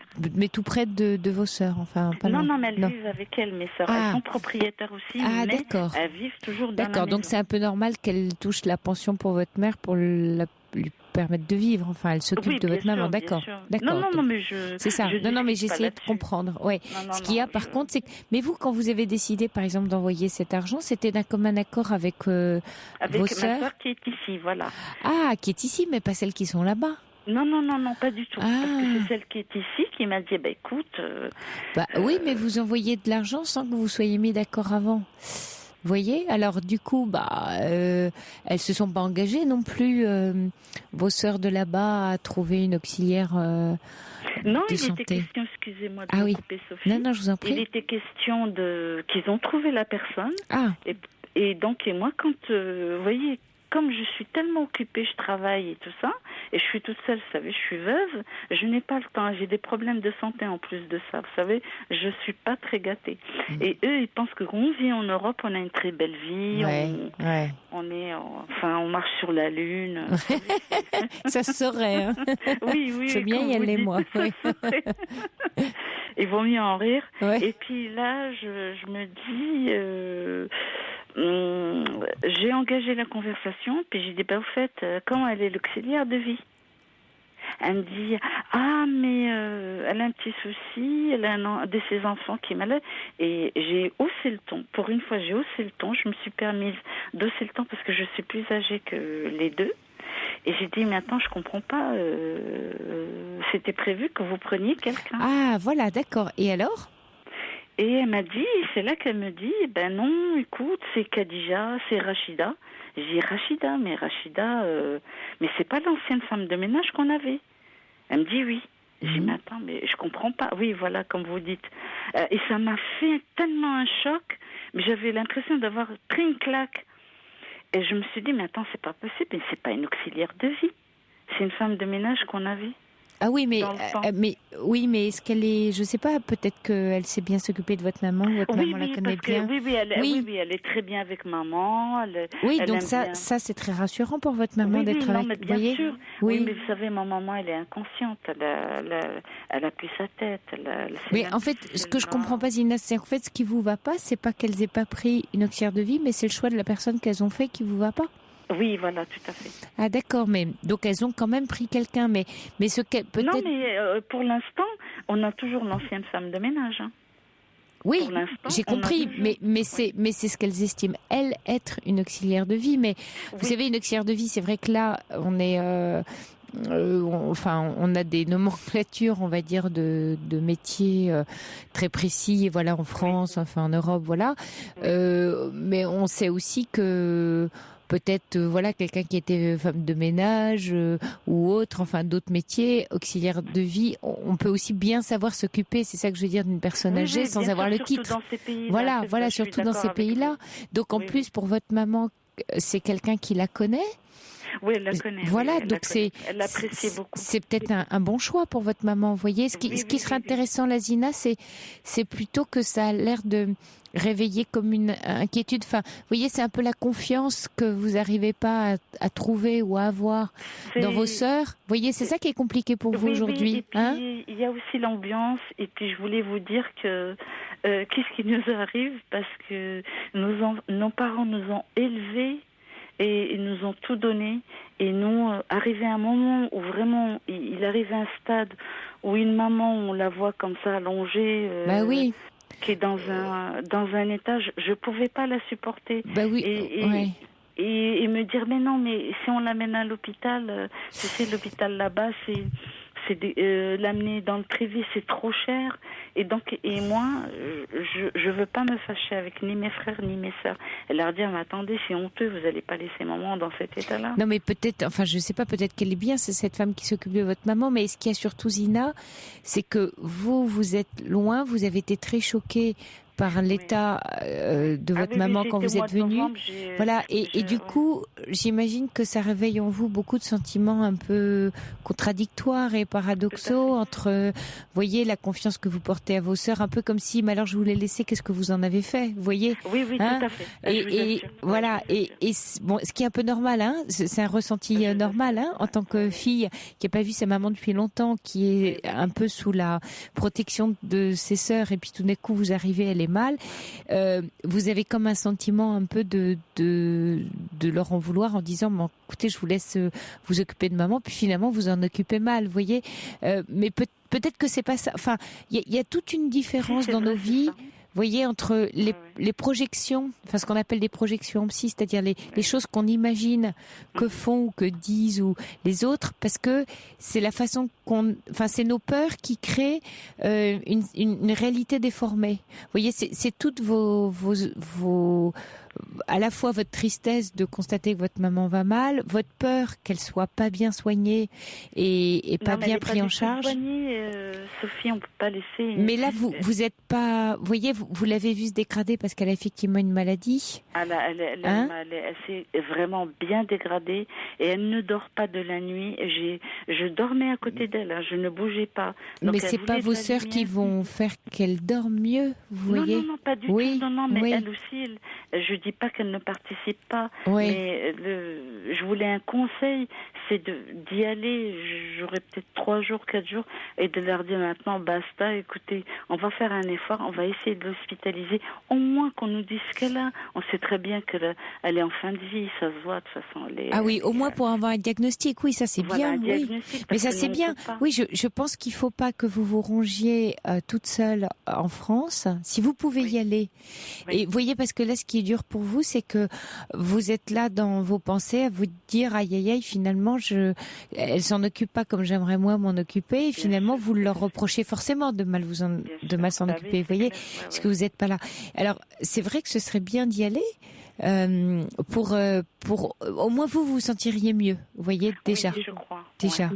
Oui, ça me paraît important de faire votre possible. Vous savez, comme on dit, on fait ce qui est possible. Bon, évidemment, si des choses sont pas possibles, il faudra que vous voyez comment faire et renoncer quelquefois, quand on peut pas. Mais au moins vous aurez fait. Comment m'y prendre, c'est ça aussi. Ah oui, mais peut-être essayer d'aller leur parler avec votre cœur. Vous voyez, pas qu'elles sentent, parce que elles peuvent aussi, elles vont être sur la défensive forcément. Ah sûrement. Voilà. Vous voyez, oui, parce que vous êtes, oui, mais vous êtes en France. Il va falloir avoir beaucoup de diplomatie avec elles, parce que vous arrivez pour finalement donner un peu un ordre, enfin dire c'est comme ça qu'il faut faire. Or elles ont été au quotidien auprès d'elles à s'en occuper, et elles estiment qu'elles ont bien fait forcément. Donc, ce qu'il faut, c'est pas leur faire sous-entendre que vous remettez en cause la façon dont elles ont pris soin de votre maman. Vous venez pas du tout leur dire ça. Vous leur dites non, mais je vous rassure, vous avez été formidable, c'est très bien la façon dont vous en occupez, vous voyez. Mais moi, je pense que à la fois moi j'ai besoin en tant que fille, mais je pense que c'est bien pour vous aussi que toutes on ait un diagnostic et un avis médical. Et il faut leur présenter la chose. Qu'elle refuse, Sophie. Elle refuse. Mais elle refuse peut-être parce que vous l'avez pas présentée comme ça. Mais ma sœur leur a déjà dit il faut essayer, parce que j'ai eu une conversation avec ma sœur qui est ici et elle m'a sous-entendu que financièrement c'était trop cher. Et moi j'ai pas osé lui dire mais attends, on va pas la laisser dans cet état-là. Eh ben il faut oser. Voilà. Donc, je te remercie infiniment. Ouais, je pense qu'il faut oser, Zina. Je pense qu'il faut y aller au plus près de vos convictions. On a tous des bonnes situations, donc même si c'est très très cher. Donc, oui, mais il faut faire, on s'en a mes consciences, comme on dit. Voilà. Alors, je vais faire cet effort, ne serait-ce que pour ma maman. Voilà. Je te remercie infiniment. Oui, je vous en prie, Zina. Plein de bonnes choses et bonne fête. Bonne fête de Pâques à vous. Au revoir, Zina. Merci pour toi. Merci pour ton conseil. Au revoir. Zazie, chanson d'amour. Alors, avant d'accueillir un autre auditeur à l'antenne, je profite qu'on est entre nous. Je voulais vous confier une petite méthode qui peut vous être utile, une petite méthode de questionnement toute simple, mais très efficace pour vous libérer de vos croyances. Vous savez, les croyances, c'est ce qui nous limite, c'est ce qu'on a décidé de penser des autres, de la vie, à la suite de quelque chose qui nous est arrivé. Et ça se met en place très souvent dans notre jeunesse. Et le problème, c'est que nous avançons en rencontrant plein de nouveaux événements dans notre vie, mais rarement on change de croyance. Alors que pourtant, les événements viennent nous dire « Oh, t'es sûr que t'as raison de croire toujours ce que tu crois, mais non, nous, on continue. Alors c'est un peu comme un filtre qui va colorer en gris ou en rose tout ce qui va nous arriver. Mais alors ce filtre, il nous casse souvent les pieds parce que il donne pas la bonne réponse à une situation. Évidemment, puisqu'on a pris une croyance d'une situation de passé, un événement est nouveau, vient se mettre devant nous et nous on lui colle une autre étiquette. Donc effectivement, ça marche pas. Alors, pour vous libérer de vos croyances, la première démarche consiste à identifier les messages reçus. Parce que l'ancêtre de chaque action, c'est toujours une pensée. Et ce sont nos pensées qui créent notre expérience de la réalité. Donc on vit plutôt la vie d'ailleurs que nous avons imaginé vivre et nous attirons vers nous le fruit de nos pensées. Alors si nous désirons vraiment lâcher ce qui nous fait souffrir, on peut commencer dès maintenant en créant une affirmation qui va dans le sens de ce que nous désirons.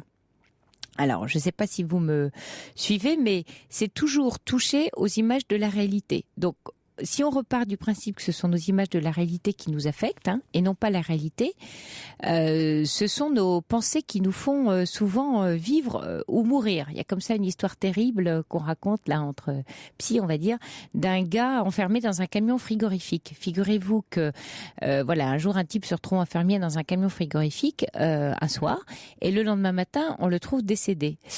Alors, au départ, on pense que le camion était réfrigéré. Eh ben, pas du tout, figurez-vous. Le camion était pas réfrigéré, mais l'homme en question, en fait, a imaginé, sachant qu'il était pris, il est mort de froid.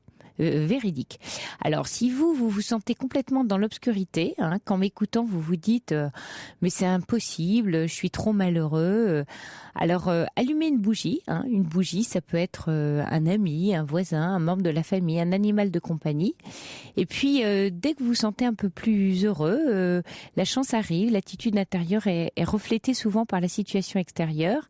Et on se rend compte que toute vie est une opportunité de croissance, et que en fait, en touchant à vos croyances, en essayant de vous interroger quand vous imaginez penser quelque chose d'une situation, interrogez-vous toujours de vous dire est-ce que je peux penser les choses autrement? Est-ce que cet événement qui arrive ne m'impose pas une vision différente de la réalité? Et ça peut, j'espère, pas mal vous aider. En tout cas, je vous le souhaite. Et on a retrouvé Isabelle entre-temps. Je suis bien heureuse de vous retrouver, Isabelle. Vous êtes donc là? Voilà, oui. Voilà. On vous avait perdu. Ça, vous savez, c'est toujours les petits problèmes de téléphone et techniques. Donc voilà. Donc je suis contente de vous avoir de nouveau en ligne. Alors, vous nous parliez de votre papa qui avait perdu son autonomie depuis pas mal de mois, là. Oui. Et avec vos sœurs, ça se passe pas très bien au chevet de votre papa. Voilà, exactement. Oui. En fait, nous sommes deux à être présentes, et les deux dernières ne se manifestent pratiquement plus. Alors, il y en a une qui dit que elle ne vient plus parce qu'elle s'entend pas avec l'aîné qui a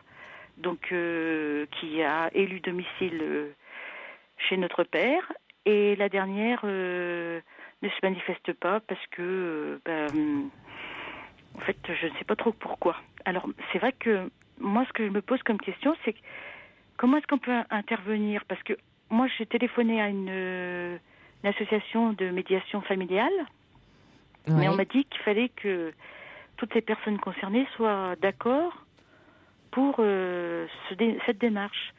Et en fait, j'ai annoncé, j'ai laissé sur des répondeurs, mais personne n'est d'accord, quoi. Donc, finalement, Mais vous disiez un truc, quelque chose d'intéressant tout à l'heure, Isabelle. Vous disiez finalement qu'avant, quand il allait bien, il y avait une espèce de modus vivendi entre vous, de façon de faire en sorte que les choses aillent sans aller vraiment. J'imagine qu'il doit y avoir beaucoup de non-dits ou beaucoup d'histoires. On dit des cadavres dans les placards, on dit dans les familles entre vous, et que le fait que, vous savez, c'est souvent dans les familles quand un membre de la famille disparaît, que tout d'un coup la famille éclate, comme si tant que l'aïeul, vous voyez là, il tient un peu les rênes de la famille et il tient le silence de la famille, et puis une fois qu'il est plus là, tous les liens se lâchent. C'est souvent, c'est souvent, Isabelle, dans les familles. Peut-être qu'effectivement le coup de la médiatrice. Alors, Comme la médiatrice, c'est un recours, remarquez, c'est une bonne idée parce que c'est une autorité. Donc c'est vrai que par rapport à la figure du père, je trouve votre démarche intéressante parce que, vous voyez, vous remplaciez, enfin quelque part, vous alliez chercher une figure d'autorité pour suppléer, vous voyez, pour vous remettre d'accord autour d'une forme d'autorité. Donc je trouve ça intéressant. Est-ce que vous, quel moyen vous avez, vous voyez, il faut essayer de trouver le moyen que vous avez de les approcher ou par le biais, je ne sais pas, de cousins ou d'autres membres de la famille, non ? C'est envisageable ou ? Pas tellement, non. Parce qu'en fait, on est une famille qui a vécu plutôt refermée sur elle-même. Et c'est vrai que c'est une famille qui n'est pas tellement importante en nombre. Et voilà, enfin c'est... Ouais, donc je pense pas qu'il y aura des personnes qui auront autorité ou de l'influence sur... Ouais, donc voilà, donc vous êtes vraiment... Oui, c'est ça que je voulais tester. Donc vous êtes vraiment toutes les quatre très entre vous, là. Donc, du coup, effectivement, il faut trouver une solution en interne. Et le médiateur, Et votre père a toujours bien... Enfin, il a toute sa conscience, il parle ? Ben non, justement. Ah, non, parce que je trouve qu'il est de plus en plus éloigné de la réalité. Ah oui, donc vous pouviez pas vous appuyer sur lui. Ouais. C'est pas possible, oui. Ouais. Et vous pouvez aller les voir, elle ? Eh ben justement, samedi dernier, j'ai emmené mon père voir l'une d'entre elles. Mais bon, ça s'est bien passé. Alors, Isabelle, vous savez, on fait une petite pause là, excusez-moi, pour le flash. Mais là, c'est très court, le flash, je vous retrouve dans 3 minutes, d'accord ? Vous restez bien avec nous ? Oui. À tout de suite, Isabelle. Vous écoutez Europe 1, il est 1h, tout de suite, le flash vous est présenté par Pierre Courage. Je vous retrouve tout de suite après.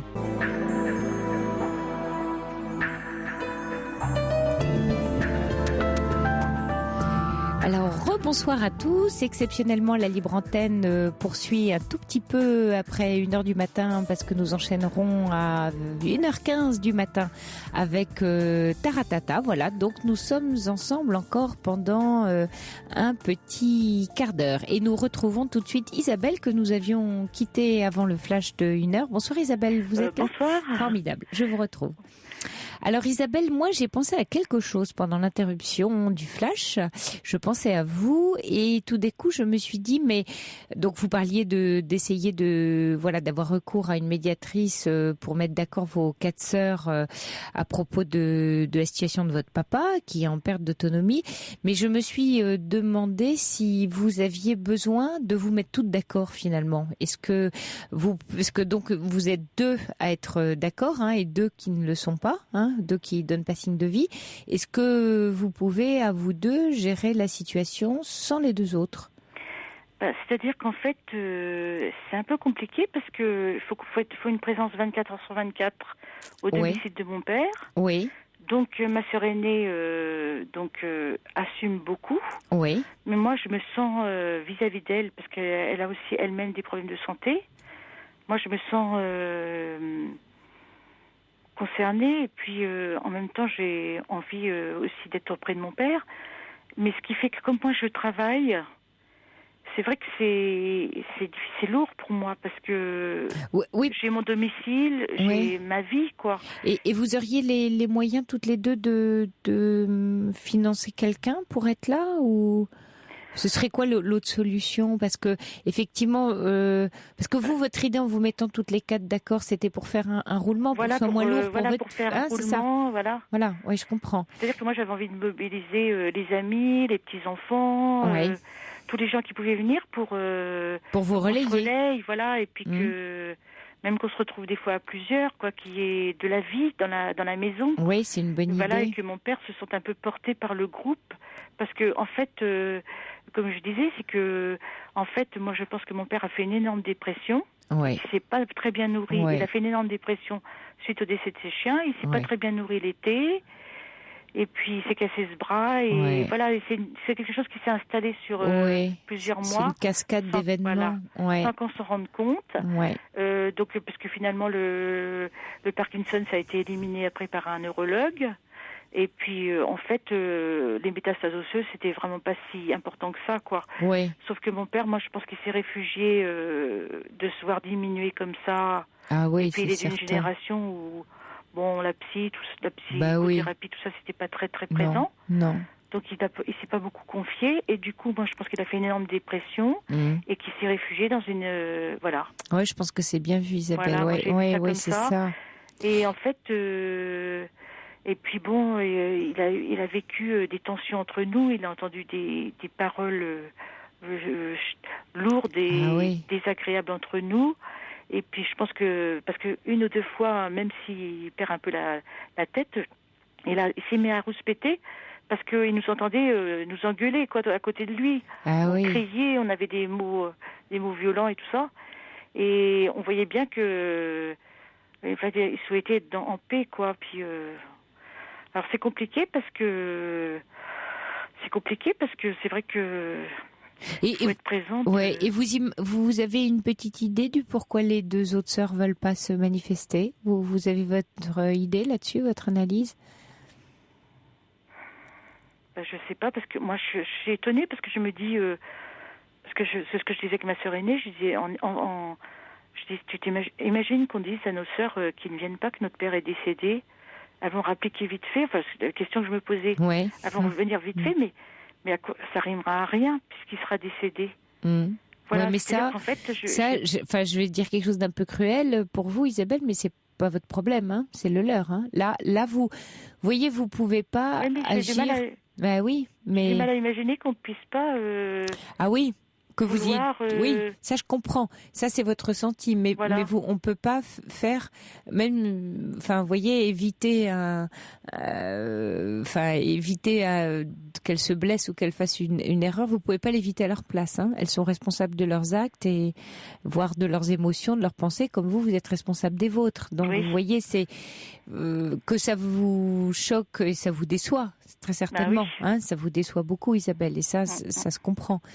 Mais du coup, vous avez du mal à le concevoir puisque vous ne pouvez pas le concevoir pour vous-même. Vous comprenez ? Voilà. Je suis étonnée parce que je suis étonnée de ces réactions de mes deux sœurs. Quoi. Je pensais qu'elles étaient plus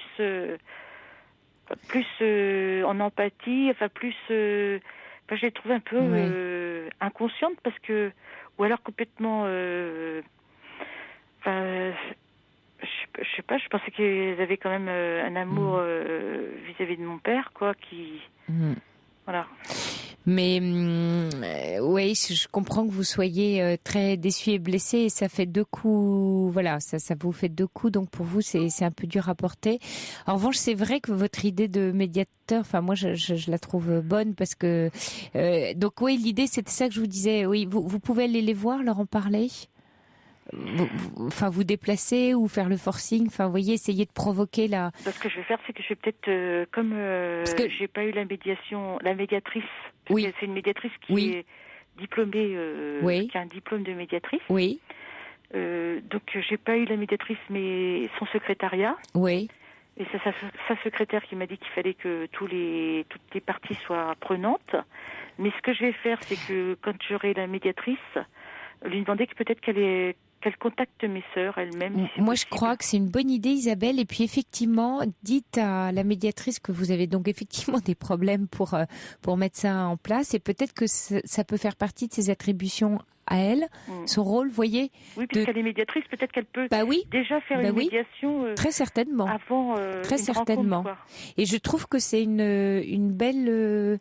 démarche que vous faites parce que ça vous permettra de sortir de votre huis clos et vous voyez de notre non-communication. Oui, moi je trouve que c'est une belle démarche, Isabelle. Donc et effectivement, je pense qu'en contactant la médiatrice, elle doit savoir s'y prendre, hein, c'est son métier.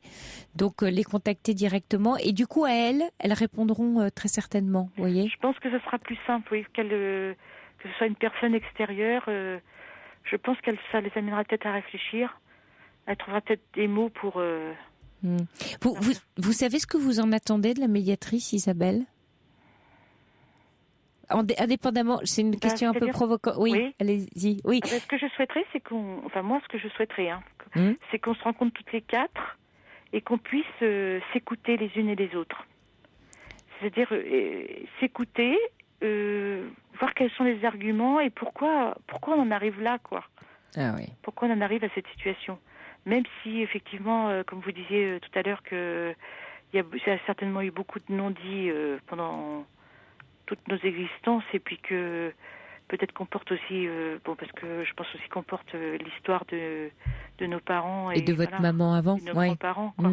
Même si c'est ça, je trouve ça dommage, quoi, parce que même les petits enfants épousent les querelles des parents, enfin. Ouais, vous faites une belle démarche, Isabelle. Je vous trouve, c'est vraiment bravo, parce que c'est bien si vous pouvez être la lumière, vous voyez, pour votre famille, le guide, parce qu'elle voit pas clair, mais vous visiblement vous voyez clair. Vous voyez, quand je disais c'est une question un peu provocante que je vous posais, c'était justement pour savoir si vous attendiez de régler la situation de votre père ou une situation entre vous. Et vous m'avez répondu dans le bon sens. Dans la non-communication totale. Ouais. Et ça rejoint un peu le témoignage, je trouve, du jeune homme, de la personne qui a téléphoné, qui disait qu'il avait une place... de Younes, avec ses frères et son père, oui. Voilà. Mais ce soir, on a eu effectivement beaucoup d'histoires de fratrie. Voilà. Et c'est vrai qu'on a eu... souvent, c'est le cas, vous savez, dans cette émission, un appel ancré d'autres autour un peu d'une thématique. Donc, voilà. Écoutez, Isabelle, je vous souhaite beaucoup de chance avec votre médiateur. Merci de nous avoir appelés. Finalement, on a réussi à se parler, donc je suis contente pour vous. Et puis bravo pour votre démarche. Je lui souhaite beaucoup de succès. Et je vous remercie beaucoup, Sophie, et merci pour votre émission. Merci à vous. À bientôt, Isabelle. Au revoir. Merci. Au revoir. Tu peux compter sur moi, Louis Chédid. Et puis, puisque nous sommes déjà samedi, 1h15 du matin, ce soir, après la finale de la Coupe de la Ligue et jusqu'à 1h du matin, Thierry Lecamp diffusera en exclusivité le concert privé européen de Louis Chédid dans l'émission On connaît la musique. Alors retrouvez-nous ce soir sur Europe 1. Quant à moi, je vous quitte. Voilà, au terme de cette semaine, j'ai eu énormément de plaisir à partager cette libre antenne avec vous tous. Merci pour vos messages, merci pour vos appels, merci pour votre présence que je sens toujours très chaleureuse dans ce studio. Et puis, je souhaite un très bon retour à l'antenne à notre chère Caroline qui va revenir en pleine forme lundi soir. Voilà, quant à moi, je vous dis peut-être à bientôt. Bonne nuit, douce nuit, faites de beaux rêves et maintenant place à Taratata. Au revoir, à bientôt.